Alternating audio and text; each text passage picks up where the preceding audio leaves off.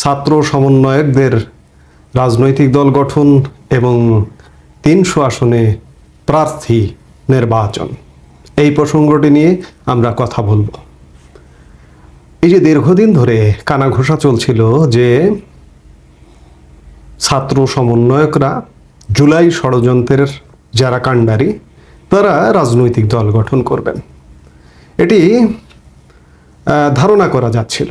কিন্তু সাম্প্রতিক সময়ে এটি একদম ক্রিস্টাল ক্লিয়ার হয়ে গেল, পরিষ্কার হয়ে গেল। 16ই ডিসেম্বর জাতীয় নাগরিক কমিটির আহ্বায়ক নাসির উদ্দিন পাটোয়ারি সাংবাদিকদের সঙ্গে আলাপকালে বলেছেন যে আগামী 2-1 মাসের মধ্যে আমরা নতুন একটি রাজনৈতিক দল গঠন করতে যাচ্ছি। এটি বলা যায় এক প্রকার আনুষ্ঠানিক ঘোষণা, এবং সম্ভাব্য সময় ফেব্রুয়ারি নাগাদ। খায়েশটা দেখেছেন, একবার চিন্তা করেছেন? কোটা আন্দোলন নিয়ে, সরকারি চাকরিতে কোটা আন্দোলন নিয়ে রাজনীতিতে আসছে। এটিকে আপনি কিভাবে নেবেন বা আমি কিভাবে নেব? কিংবা এরা যে এই যে রাজনৈতিক দল করছে, এতে কি সফল কাম হবে? ৩০০ আসনে প্রার্থী দিয়ে ৩০০ আসনেই কি জামানত বাজেয়াপ্ত হবে, নাকি ৩০০ আসন থেকে একটা উল্লেখযোগ্য সংখ্যক সংসদে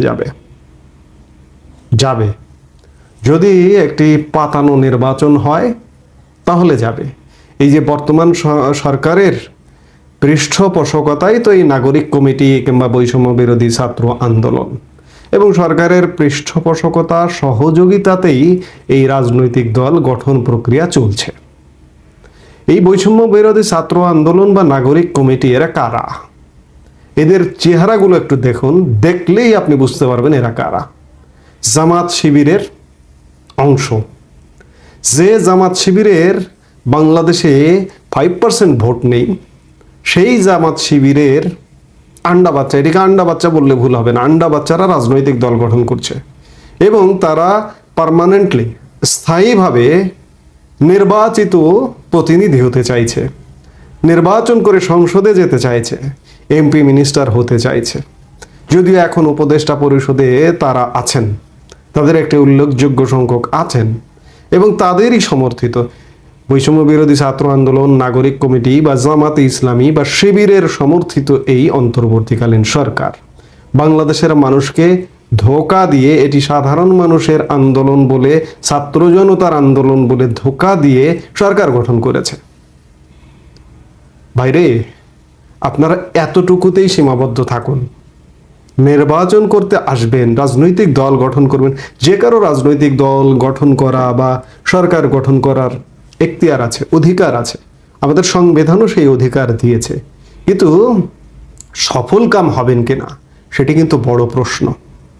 যে পর্যন্ত আপনারা কোটা আন্দোলনে ছিলেন সে পর্যন্ত আপনাদের প্রতি, এবং সেই সময় ব্যাপক রক্তপাত হয়েছিল, সেই সহানুভূতির জায়গা থেকে, সহমর্মিতার জায়গা থেকে অনেক সাধারণ মানুষ, নিউট্রাল মানুষ, নিরপেক্ষ মানুষও আপনাদেরকে সমর্থন দিয়েছিল।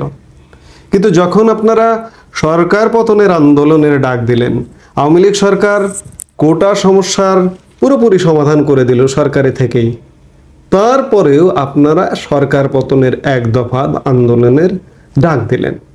সেখান থেকেই কিন্তু মানুষ সন্দিহান হয়ে গেছে যে এরা কারা, এটি কি, এবং সরকার পতন ঘটিয়ে ফেললেন মানুষের আবেগকে, অনুভূতিকে পুঁজি করে। কিন্তু এই যে 4-4.5 মাস যে হয়ে যাচ্ছে, এই 4-4.5 মাসে আপনাদের ভূমিকা কতটা ইতিবাচক? আপনাদের ভূমিকা তো মার দাঙ্গা।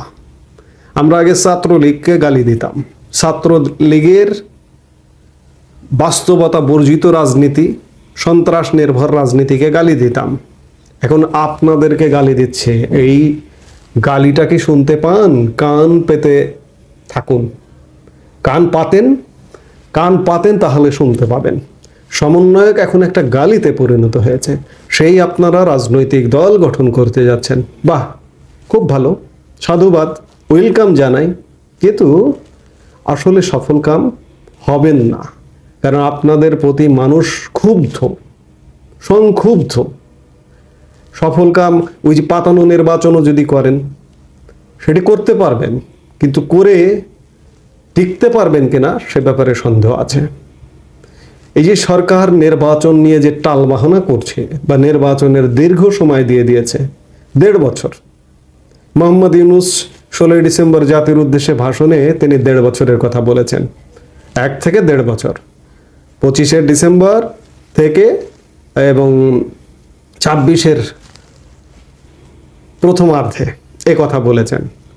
তার পরের দিন প্রধান উপদেষ্টার প্রেস সচিব বলে দিলেন যে মোহাম্মদ ইউনূস প্রধান উপদেষ্টা টাইম দিয়ে দিয়েছেন, অর্থাৎ 26 জুনের মধ্যে নির্বাচনটি হবে। এখন নির্বাচনের দিন, তারিখ, রোড ম্যাপ এগুলো নির্বাচন কমিশন ঘোষণা করবে। এত ডিলে করবার কারণ কি এটি যে আপনারা রাজনৈতিক দল গঠন করবেন, সরকার আপনাদের পৃষ্ঠপোষকতা দেবে, সহযোগিতা দেবে, সরকারের কেউ কেউ হয়তো আপনাদের সাথে নির্বাচন করতে আসতে পারে, খায়েশ আছে তো রাজনীতি করবার। বডি ল্যাঙ্গুয়েজে বোঝা যায়। আমরা আজকে যেটা বুঝতে পারি সেটি আগামীকালকে ভুলে যায়। এই যে আপনাদের গতিবিধি, এই ছাত্র সমন্বয়কদের গতিবিধি দেখেই বোঝা যাচ্ছিল যে একটা কিংস পার্টি হবে, সেটি হচ্ছে এবং নির্বাচনে প্রার্থী দিয়ে নির্বাচিত হয়ে আসতে চাইছেন, সফল হবেন না। এটি নিশ্চিত করে বলতে পারি। বাংলাদেশের মানুষ ধোঁকা দিয়েছেন, সেই ধোঁকাবাজি কিন্তু বুঝেছে এবং ধোঁকার পরিণাম বাংলাদেশের মানুষ ভয়াবহভাবে ধোঁকার জবাব দিয়ে দেবে। কাজেই এই নির্বাচন টালবাহানা, নির্বাচন নিয়ে সময় দেওয়া, সরকার সময় দিচ্ছে যে দলগুলো গঠন করবে, সারা বাংলাদেশে জেলা উপজেলায় কমিটি করবে, কেন্দ্রীয় কমিটি করবে, প্রার্থী বাছাই করবে, এগুলোর জন্য এদেরকে সরকার সময় দিচ্ছে। এই সময় দেওয়ার কারণে নির্বাচন নিয়ে দেরি এবং সংস্কার খেলা। আমি আগেও বলেছি, সংস্কার করে তো লাভ হবে না এবং সংস্কার সম্পূর্ণ করতেও পারবেন না। সেই সংস্কারটি থাকে না, থাকবে না।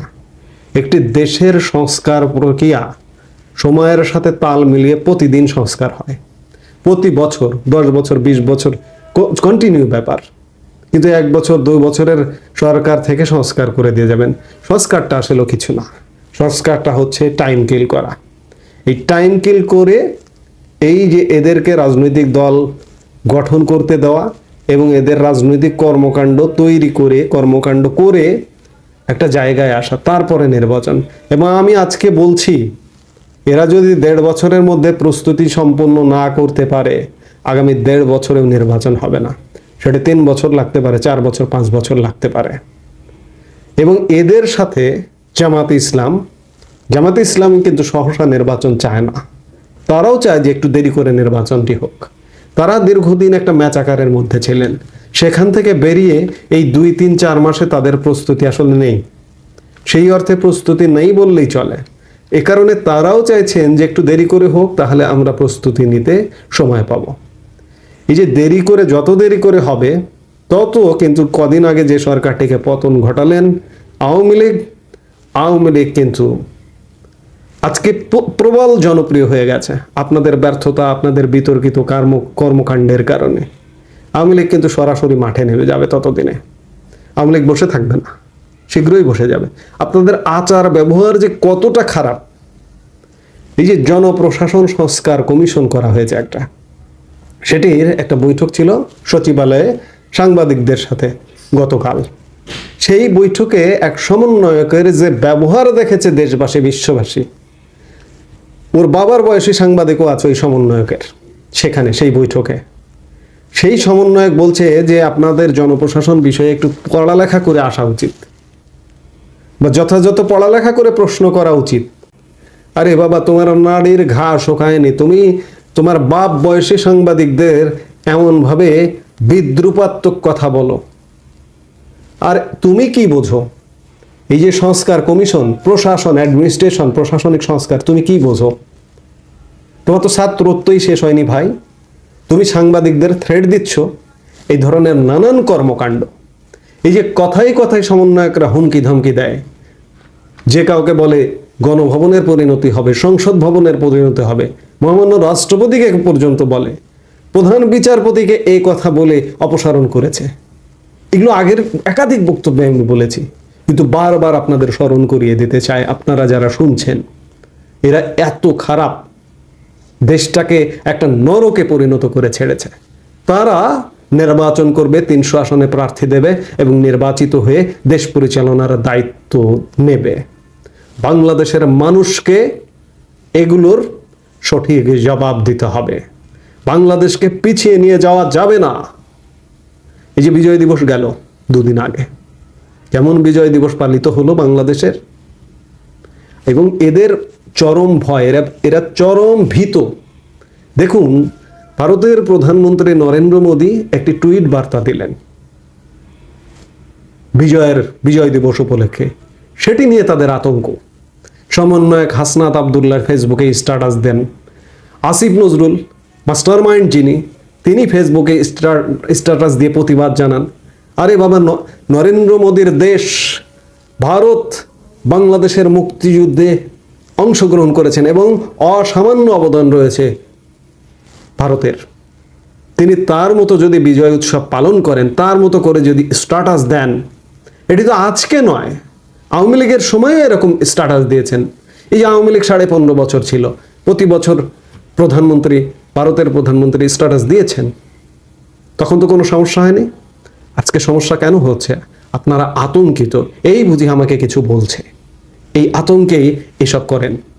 কাজেই এই যে ছাত্র সমন্বয়করা যে রাজনৈতিক দল গঠন করছে, এটি সফল কাম হবে না। এই মুহূর্তে এ পর্যন্তই। সবাই ভালো থাকুন, সুস্থ থাকুন। আমার স্বাধীনতা মুক্তিযুদ্ধের স্লোগান জয় বাংলা।